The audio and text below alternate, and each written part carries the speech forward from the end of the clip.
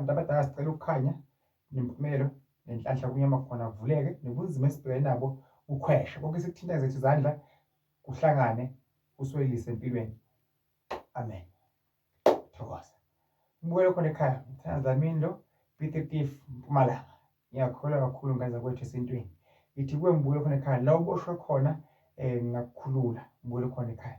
Mhlawumpe ngikufake emanzini epophomeni, noma ngikuthathe ngikufake ezibeni, noma ngikugeze mina lapha ekhaya, ngikufake esifuthweni, ngikuvile inhlanhla, kuvuleke umsebenzi, kuvuleke into zakho, phambi ibhizinisi lakho, kungaba ngamathenda. Mbuyelo khona ekhaya, khona ngafike ukuthi gco esandleni sakho kuvuleke izinto. Ngalamandla enginawo engawuphiwa uNkulunkulu, nabakithi mbuyelo khona ekhaya, ungasawabukela phansi. Ngithi kuwe uNkulunkulu makakusize akukhanyisele, noma-ke lapho uhamba khona enyangeni yakho, umthandazo wakho, isangomeni, noma igedla, noma umfundisi wakho, noma yini eyakho, ngathi mbuyelo khona ekhaya ungaphumelela. Angisho ukuthi yini kuphela osizayo, kepha ngithi kuwe mbuyelo khona ekhaya, uma ukholwa umoya wakho, inhliziyo yakho ikholwa, ungatheka kumina ePiet Retief, eMpumalanga, mbuyelo khona ekhaya.